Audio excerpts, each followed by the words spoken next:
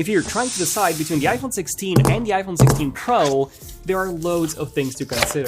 So here are 32 of them. And if you want the ultimate protection for the latest iPhones, ESR has you covered, with their newest cases offering up to a 3-time military-grade drop protection. More on ESR later in the video. Okay, so the first thing that you need to know is that no matter which iPhone 16 model you get, they all come with Apple Intelligence, with features such as summarizing text, composing text, a much more powerful Siri that's contextually aware, and much more. However, most of these features will not be available at launch, and if you live in the EU, you won't get any of these features due to EU regulations. They'll probably only come next year, although the exact date is unknown yet. Then both the standard and Pro models also featured a customizable action button that replaces the mute switch. And both also featured the new camera control button, which is actually my favorite new feature out of them all, as it lets you quickly launch the camera as well as zoom in and out, plus control more camera settings simply by swiping your finger on it. This also allows for visual intelligence, an Apple Intelligence feature that lets you scan an object or a place to immediately get more info on. So even if you just get the standard models, you're not missing out on this. Same goes for the new minimum brightness level of 1 nit, both models have this. So reading at night should be far easier on the eyes. And in direct sunlight, they can both go as high as 2000 nits. And if you drop them, they both feature the 50% stronger ceramic shield glass on the front, as well as Wi-Fi 7 for up to 4 times faster speeds than Wi-Fi 6E. And both also feature the faster 25-watt MagSafe charging, up from 15 watts of before, with Qi Charging 2 now being supported as well, up to 15 watts. There's also a new anti-reflective lens coating on the main module that should help minimize reflections at nighttime, although the iPhone 15 Pros actually had this as well. The camera includes a new nanoscale coating to reduce lens flare. For some reason, Apple secretly removed this from their website, so maybe this is a better version of it. And both feature Apple's latest photographic styles, which we already had before, but now we can tweak them even more thanks to this control pad right here.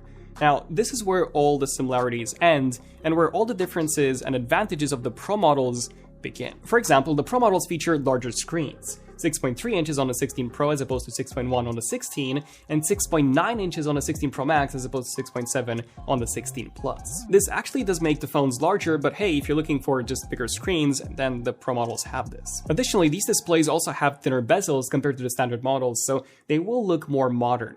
However, one of the bigger display differences is Pro Motion.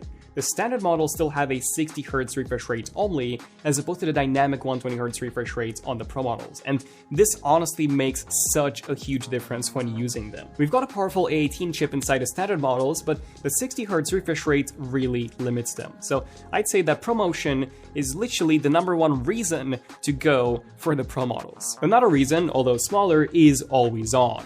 Just like on almost every Android phone out there, the display stays on even when your iPhone is locked in this low power mode. So you can still see your time, your notifications, and your beautiful new wallpaper from our Apple Wallpapers, which is actually part of my new 8K gradient pack that I made, links in the description down below. Another reason to go for the Pro models is for the colors.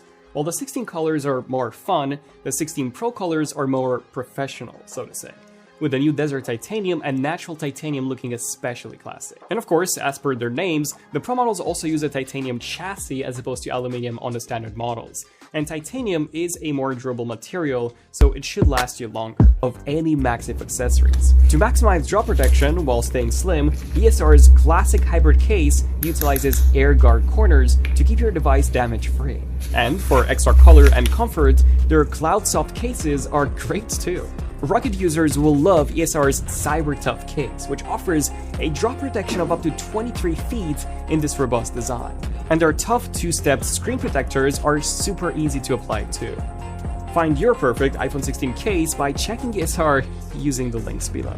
Okay, now back to the materials discussion. Since titanium is heavier than aluminium, combined with the larger size of the Pro models, makes them about 30 grams heavier than the standard models, which is actually pretty substantial for a phone. On the plus side, the Pro models, which by the way are close to 0.5 millimeter thicker, do come with larger batteries and a substantially longer battery life. 5 hours more of video playback on the 16 Pro compared to the 16, and 6 hours more on the 16 Pro Max compared to the 16 Plus, which is major. Which brings me to the camera.